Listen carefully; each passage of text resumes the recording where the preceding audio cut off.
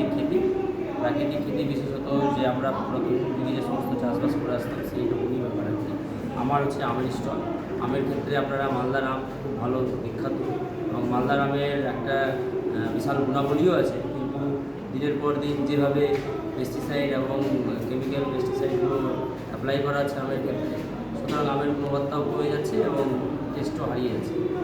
এই সমস্ত সমস্যাগুলো নিয়ে আমরা আমাদের কেমিকের সাথে যোগাযোগ করি ICAR CSH কেমিকে মালদাতে, এবং তাদের দ্বারা দেওয়া প্রাকৃতিকভাবেই মানে কম পেস্টিসাইড ইউজ করে আর কি দুখানা ব্যাগ, এই ব্যাগের উপর দিয়ে এই টোটাল যা আমগুলো দেখছে সমস্ত রকমের কালার এবং পেস্টিসাইড ফ্রি হয়। অ্যাকচুয়ালি হয় যখন আমাদের আম ফ্রুট সেট হয়ে যাওয়ার আম ধরে নেওয়ার পর সেই আমগুলো যখন দানা অবস্থায় একটু বড় থাকে, প্রায় 20 থেকে 30 গ্রামের মতো, তখনই এটা একটা কাগজ ব্যাগ হচ্ছে ICAR টেকনোলজি CISH লক্ষ্ণৌতে বানানো হয়েছে, এবং কেবিকে মালদা থেকে ICAR CISH কেবিকে মালদা থেকে এটা আমাদের দেওয়া হয়েছে। যখন আমটা আমার এই সাইজের হয়ে 30 থেকে 40 গ্রামের, তখন আমটাকে আমরা এই ব্যাগের মধ্যে দিয়ে ভরে দিয়ে এভাবে করে মুখ বন্ধ করে দিই।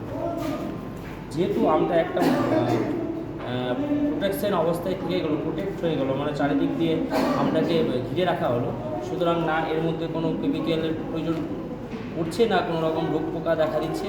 রোগ পোকা দেখা না দিলে আপনার বিষ স্প্রে করার কোনো প্রশ্নই ওঠে না। যদিও আপনাদের একটা প্রশ্ন হতে পারে যে আমরা সবগুলো আমি কীভাবে লাগাবো, বাকি দুটো স্প্রে করতেই হবে।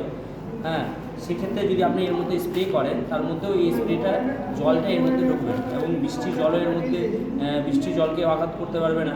সবথেকে বড় কথা, যখন সিল পড়বে আমাদের, এখন আমি দেখবেন বৈশাখ মাসে কালবৈশাখী ঝড়ের পরে সিল হয়, সেই সিলটাও এই এই এই কাগজটাকে ভেদ করে আমের গায়ে আঘাত আনতে পারবে, যার ফলে আমাদের কিছু ডেমনস্ট্রেশন এইটা হচ্ছে সবগুলো জেনারেল সাইজ যে সমস্ত আম আছে, আর বিশেষত বড় যে সমস্ত আম আছে তার ক্ষেত্রে একটু বড় সাইজের, বিশেষত ফজলি আসিনা টাইপের এই ব্যাগগুলো দেওয়া হয়। এটা আমি আপনাকে দেখাবো। এটা হচ্ছে আমাদের ফজলি আম, মালদার সেই বিখ্যাত ফজলি। এটাও ফ্রুট ব্যাগে তৈরি করা। এটা হচ্ছে লক্ষণভোগ, প্রত্যেকেই জানেন, খুব ভালো। এটা হচ্ছে হিমসাগর, কালার দেখেই আপনারা বুঝতে পারবেন আর কি। হয়তো প্রথমে আমি যে কোনো চাষিকে বললে হয়তো এটা বুঝতে পারবে না, আসলে এটা হচ্ছে ন্যাংরা, মালদার সেই বিখ্যাত ন্যাংরা। কালারও ভালো আসে এবং সাইজও ভালো হয়। এটা হচ্ছে আপনার মল্লিকা, দেখতে পাচ্ছেন খুবই পরিষ্কার। এখন যে পরিমাণে এখন আপনি বাগানে যদি যান, হপার মধু পোকার যতটা আক্রমণ, তার মধ্যেও থেকে এত পরিষ্কার আম শুধুমাত্র এই ফ্রুট ব্যাগই দিতে পারবে। এটা হচ্ছে আমাদের আম্রপালি। এখন যদি আপনি বাজারে যান, বাজারে গিয়ে দেখতে পাবেন যে কী ধরনের কী কালার, ডিসকালার টাইপের একটা আম আপনাকে আকর্ষণীয় করতে পারছে না, আপনি নেবেন কি? আপনাকে আম আকর্ষণীয় করতে পারছে না, আপনি নেবেন কি? এই জায়গা থেকে দাঁড়িয়ে আমাদের এই ফ্রুট ব্যাগের আমগুলো আপনারা নিতে পারেন। এবার 1 নম্বর কথা হচ্ছে, আমরা বাজারে যখন আম কিনে নিয়ে যাই, তখন দেখতে পাই কি আম পাকার আগে পচে যাচ্ছে।